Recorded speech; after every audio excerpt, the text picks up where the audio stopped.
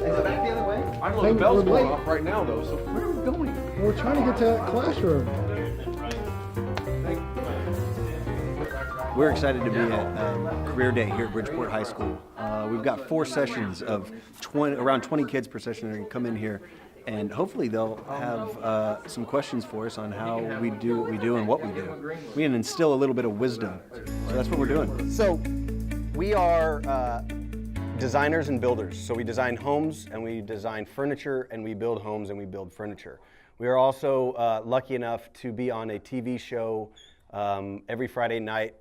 Texas Flip a Move is a television show that is on the DIY network, and we are on that show, and that is a very small part of what we do. It's a fun part of what we do, but it's not even close to the best part of what we do. Our goal here is basically just to kind of give you a little bit of a background of how we got to where we are. Each one of us have a long journey that kind of landed us here, and different things that we learned along the way that we hope will help you guys as you're going through high school and then beyond. So we'll start with Dani. So, yeah, we do design and build, and so like Seth said, I handle the, Jake and I start with the design after we meet with our client to find out what they want in a house or in furniture. We take those concepts that we draw on paper and then I will put them into the computer and create a 3D version of the house with all the different materials that we're going to use and everything, and then our clients can come in and put on the VR goggles and actually walk through the house that is built in this virtual reality world. And so, just a brief background on me. I am doing what I love to do now at the age of 33, but I didn't start out that way. At 12, I loved drawing house plans on graph paper. That's just what I like to do, and I thought I wanted to be an architect. I love buildings, and then as I got closer to going out of high school age, I really liked videography. So I thought, well, maybe I'm going to go that route. But I thought, nah, I can't go to LA and all that. It's just too far, and it's probably too much money. And so I'm just going to go to college, like I'm supposed to. Like everyone says, you got to go to college. But I found that not to be the case. I went for a semester, and it wasn't for me. And there's a lot of people out there that's going to be the case. If it takes college to get that specific job, I think that's great. But there's a lot of trade schools out there that cost less, and there's a lot of other opportunities besides just college. And I found that after going to one semester. And I went through several jobs along the way. I was the best Subway sandwich artist you could find. And when he says artist, he means artist. I worked at a supermarket. I worked in a cubicle at a mortgage facility, and I worked as a videographer. I finally was able to do that and became pretty successful at that. I had my own business, and at one point I was in London doing a film job, and throughout this process while I was doing filming, I'd also come home and work with my brother, Jake, often when he would need help, because he was in the construction world and he would be building cool things, furniture and houses and these different things, and he would ask me to help him, and I always really enjoyed that when I had that opportunity. So in London one time, I thought I was having my quiet time reading the Bible and praying, and I felt the Lord say, when you get back, you're going to actually start a business with your brother, Jake, and y'all will be doing more of your building things. And I thought, wow, okay, I've been doing video for so long, but I'm open to whatever you have for me, Lord. So I'll cut in there. Really strange. When he was in London, he was doing what he does, and he's very good at it, and he's very successful. And at that time, I felt that the Lord saying, when Daniel gets back, you guys are going to start a business together. And I had my own construction company, but I needed help. So I thought, well, apparently Daniel's going to come working with me, but I doubt that's going to work because he loves doing what he's doing, and he's very successful. He makes good money. He's traveling the world. And I thought, I must be hearing wrong. That's not going to happen. So there was confirmation there. And yeah, Jake's right. I was making good money. It was really fun, but I wasn't ultimately fulfilled the most in what the Lord had for me in the long run, which now is this, and it's amazing. And so my thing is that I would say that life is definitely a journey, or you might not know exactly what you want right now, and you have to work at some things maybe you don't love to make some money. You have to work hard, put the time in, and eventually find what you're called to do. When I was a kid, I always knew that I wanted to work with my hands, and I would take pieces of fence and put them together and just build things, and they were terrible, but my grandma loved them and my mom loved them, and I thought I really was good at what I did. And I would take bikes apart and put bicycles back together. I always knew that I just had that kind of mindset.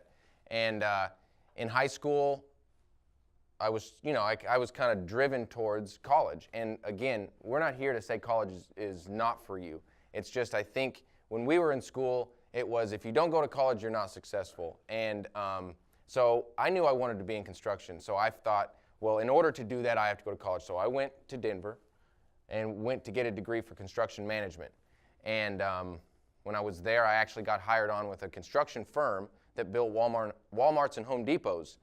And I thought, okay, well, I'm just gonna I realized I don't need school in order to get where I'm going, because all of the people that I worked with, especially the guys higher up, even the owner of the company, they didn't actually go to school. So I thought, okay, well, I'm just gonna go and work hard and do what I know that I wanna do. So I hired on with this company, and I thought that I was really gonna do amazing things right away, and I ended up sweeping the floor for 6 months. And I used a broom every day, and I swept the floor to the best of my ability. 6 months, day in and day out, everybody's creating dust, and I'm just sweeping it up. And I think through that, the superintendent of those jobs saw that I was diligent, I worked hard, I wasn't a know-it-all, I didn't act like I knew what I was doing, I just wanted to learn. I had that drive just to capture and learn as much as I could. So I actually, after that, I moved up very fast and became one of the management positions of building these Walmarts and Home Depots. And it wasn't quite fulfilling because there's no artistic drive, there's nothing artistic about a box. These buildings are just a big box. But I had the foundation of what I wanted. So I moved back to Texas, and I started working in all the different trades. When I moved back, I wanted to learn everything I could about framing, everything I could about tiling, everything I could about plumbing, electrical, and so that I had the whole picture of what I wanted to do.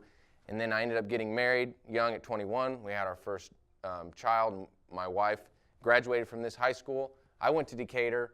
She graduated from here. We didn't know each other until we met at church in South Lake, and turns out we were rivaling schools. So she's like, I want an adventure. I'm tired of just being in small town. I want to go somewhere. So I was like, all right, let's go to Idaho. So we moved to Idaho, built beautiful houses. We lived in an old, dilapidated farmhouse that I was going to fix up and make a bunch of money on, because it was this mountain home. It was beautiful. And Did it work out like that? no. It was the biggest nightmare. And I worked during the day building houses, and I'd come home at night and try to refinish this house, and there were literally days where it was 40 below zero, and the pipes would freeze. My wife, when I'd go to work, didn't have heat, didn't have, all the water was froze. She literally, I've got pictures of her digging up snow, coming in, melting it so she could flush the toilet. Through those hardships and everything, I wouldn't change it, but my wife was like, I am so cold, and I don't want to be here anymore. So moved back. Ended up starting Hayhurst Brothers with Daniel, and what I want to portray too is I wanted to learn everything I could about every job that I was in, so that when it did come time to where I'm managing a whole company that I could foresee myself doing in the future, I knew how to do it. So really it's humility, hard work, and just loving what you do. I know that's how what we kind of pride ourselves in, is we love going to work. I've had jobs where I didn't love going to work, and there's nothing worse than just sitting there thinking, okay, 5 o'clock, when is that going to be here? I wake up at 5 in the morning, enjoy my day. I look forward to working with these guys. I look forward to the houses we're building. I look forward to the furniture, the creation, everything that we do is fun, and I think that's another reason why people want to work with us. We have clients that just come to us to work with us, that want us to build their house, mainly because we're fun to work with, and we're full of joy, and we focus on great things as opposed to the bad things that happen. It's always trying to make things great instead of focusing on the bad things that are going on. But anyways, That's what I got. Most of my job centered around selling something and being part of a transactional world. And I say that I have a very long journey of different things. And one thing I did that I look back on now and I know was really, really good, and it's gotten me a lot of skills, is every single thing I did, I tried to be the absolute best that I could possibly be at it, at a task. And it goes all the way back to when we were kids. When we messed up a lot, and we got in a lot of trouble, all of us. There's 6 kids in our family, and there's 5 boys, the 5 oldest boys, and then we had a little sister. And us 5 boys were always in trouble. We were always doing something ornery. When we got a little bit older and we were too big for my mom to spank, she would have us do chores. So if we did something wrong, we had flower beds, we had weeds everywhere, all over a flower bed. Like I said earlier, our mom was the worst gardener you can possibly imagine. She'd plant something in the ground, and instead of like a watermelon coming up, like 25 weeds came up instantly.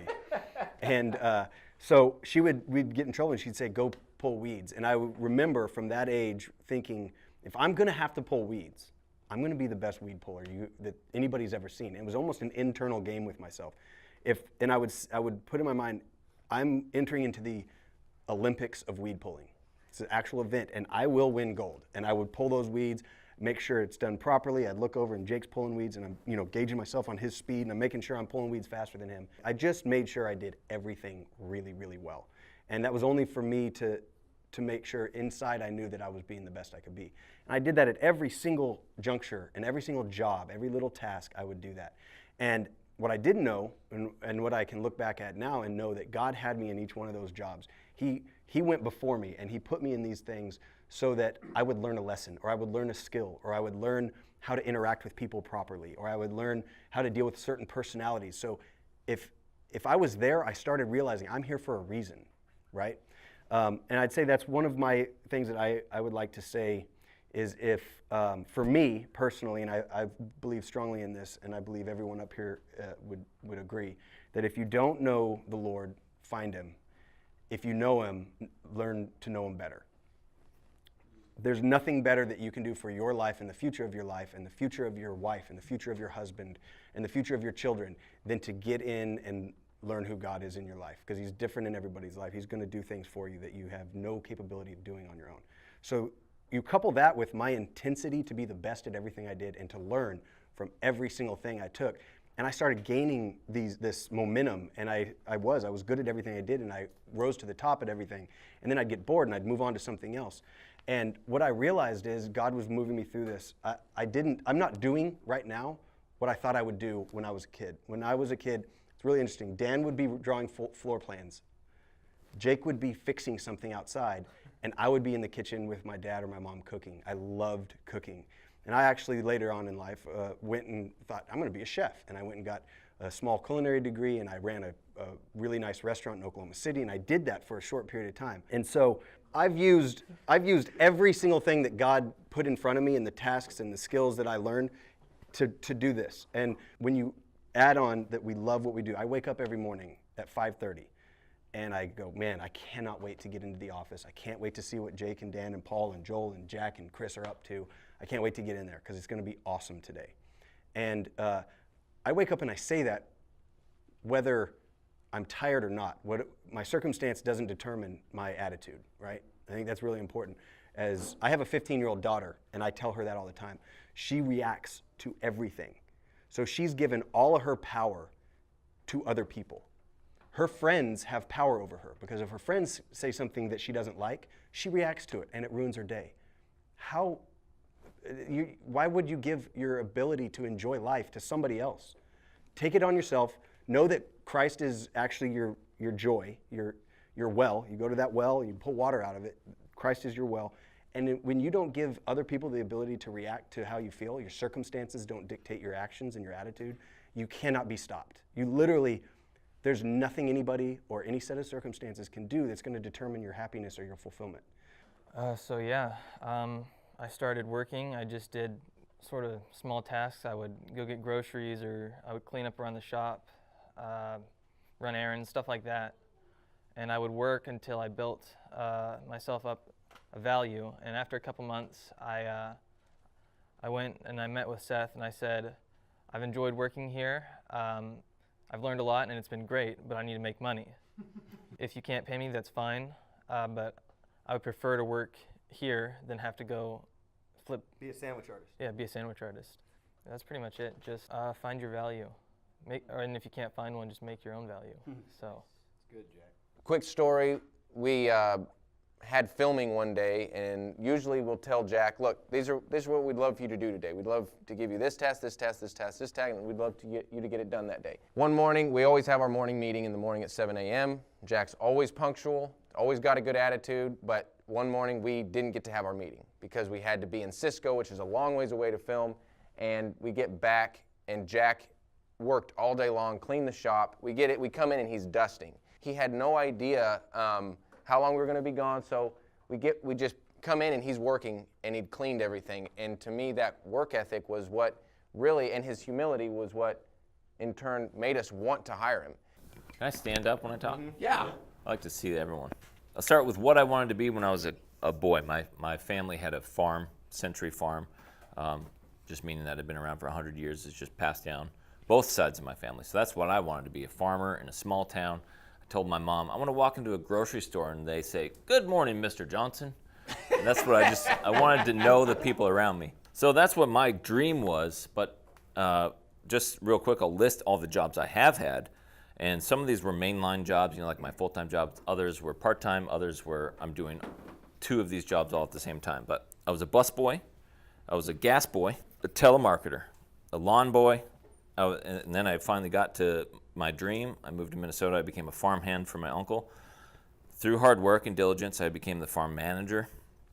A little bit more respect put and responsibility onto me. I was a truck driver at that time, so I got my CDL license, so I was driving semis. I became a garbage guy. That was something I always wanted to do when I was a boy. I would watch our garbage crew go through our neighborhood, and I told my mom, I want to be a garbage truck driver when I get older. So anyway, I got to do that because my neighbors had a garbage truck business in Minnesota, so I was actually the guy hanging on the back, like grabbing bags and throwing them in. I had a great time. Now, where was I? Oh, I was a bartender. I was a cook, snowboard, like a ski resort lift operator. That's where I met my wife. And then I became a snowboard instructor. I was a graphic person. I wasn't a designer. I just edited text in graphics for t-shirts. And then I became a cabinet maker. And then I became a framer. Then I became a finish carpenter. Then I became a custom tile installer. And then I became a handyman. And then I moved to Washington, D.C., and I got a job at Shakespeare Theater Company. So I was working in the theater for 3 years, building their sets, doing their welding, their rigging, going to all these theater shows, which I was not cultured at all before this point. But my wife and I had a great time. We got to see all this Shakespeare. And then I got an office job. I became architect, engineering, and construction consultant for a company for about 5 years. And I left that to start my own farm because that was still my dream. And on the side, I was a gas fireplace service professional while farming to get things off the ground. And now I'm a superintendent for Hayhurst Brothers Design Build. So I remember being in high school, and I was pretty good at football, kind of checked all the little boxes. I felt like I was pretty popular, but I was pretty insecure inside. So I put this real arrogant, cocky front out to everyone else around me. And if I could go back, I'd change a lot about the way I lived my life in high school, just be a more genuine, humble person. Because I look back at some of the friends that were like that, and I would have very much valued the relationship that we could have had together. Just a little side note. My life kind of led into some destruction. I got into drugs and alcohol, and I lived that life for like 7 years of total destruction. And it wasn't until Jesus Christ grabbed me and pulled me up out of the gutter that I actually had salvation, and my life turned around, and I was able to get out of that mess. So after my salvation, I've become a healthy person. I started working hard at whatever job I was doing. We have a huge shortage of trade professionals, craftspeople in the construction industry these days. And there's so many successful small business owners that are actually millionaires in our country, and they started as trade professionals, and they're a plumber now, or a cabinet maker, or an electrician, and they have a crew working under them, and they just work diligently and they make a lot of money. So it's not just a shortage. We need trades, but there's also really good careers out there. We're very grateful. All of us love what we do. But it's taken a long road to get to this point. It didn't just start out doing the dream job right out of high school. So hard work and determination, and you'll get there someday. I went to college at Angelo State University. Actually did pretty good my first year and then made some really poor decisions and rebelled against everything that my parents taught me for the next year and a half. But during that time I was working at H-E-B as a cashier. I was waiting tables, and so there's like a 15-year span of my life where I was in retail and I did management. I managed like a Foot Action, which is like a Foot Locker back in the day. Worked at Zales selling jewelry and diamonds. Worked at Nordic Track. I was one of those model guys on the Nordic Track thing. Like this was actually one of those little videos. I was married. I have an amazing daughter. She's 20 years old. Her name's Kaylee. She's going to Tarleton State University. I was married at that time. And and went through a really horrible divorce, a really dark period of my life. But for career-wise at that point, I think I moved to Austin after my divorce. I did pedicabbing. Y'all know what pedicabbing is? Anyone? So if you ever go to Austin on 6th Street or New York or any place that has a scene like that, you have a bike and then you pull people around on the back of the bike and you take them to places. And sometimes like 4 or 5 people and you get really, really in shape. And you learn a lot of lessons, but I did that. Part of the journey was I got into raw foods when I lived in Santa Monica. In Santa Monica, I became a personal trainer, had a really amazing opportunity to train underneath a guy named Michael Thurman, who was the head trainer for all the people on the show, ABC's Extreme Makeovers. So for almost 2 years, I trained all the clients that were on that show, and it was a really, really great experience, learned a lot. Got into raw foods, moved back to San Angelo, crazy stories with all of that. I got into raw foods to where I actually ate 100% raw vegan for almost 2 years of my life and lived off grid with no electricity during that time period, just really trying to discover who I was, but ended up giving my life to Jesus Christ in San Angelo, Texas, and then my life completely changed after that. Let's see, as far as jobs, did the personal training in San Angelo at Community Medical Center. I got into raw food chefing. So I was doing personal training, I was doing life coaching, I was doing raw food chefing, I was doing massage. I started a business called Cleanse America. That's when I met Dan, I did a movie with these guys. Then I met Dan, he toured with me, and so I helped thousands of people cleanse their bodies, learn how foods and smoothies and juices can help your body cleanse itself. It was very rewarding. And then I was an insurance salesman, was the worst job, second worst job I've ever had. I worked for Schwann's, that was worst. As far as some simple advice for y'all, if there's any job that you really want, go and volunteer for that job and do it with everything that's inside of you, kind of like how Jack did.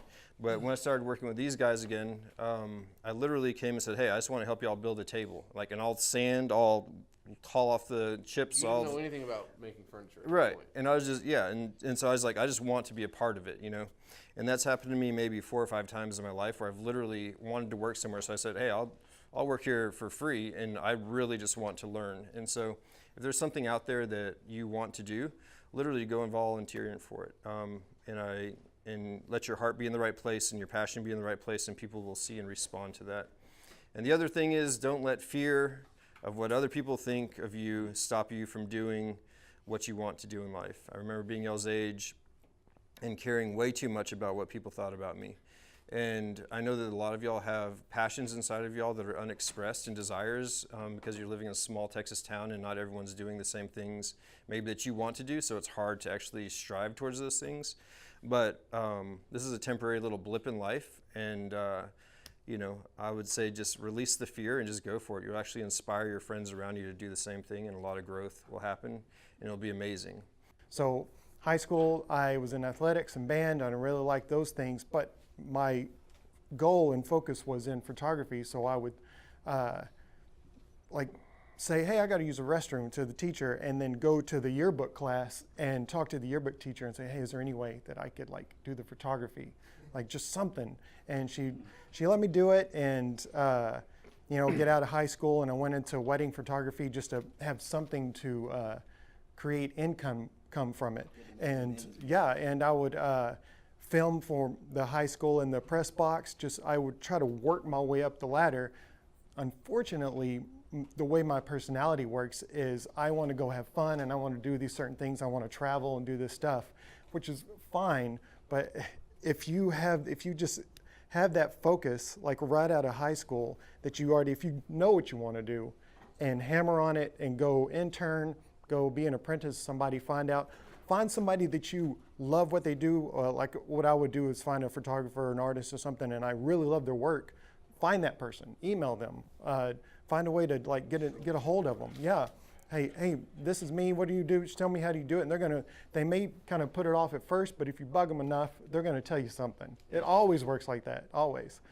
So my story kind of winds. I had a bunch of jobs too, but I still know what I wanted to do, and I ended up there. And I kind of did odd jobs along the way, but I did end up working for a college team and a semi-pro team doing their photography for a little bit, and that was awesome.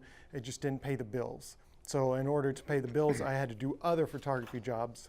But that's what major photographers have to do anyway. They don't just do, there's a guy that works out of Dallas that takes incredible sports pictures.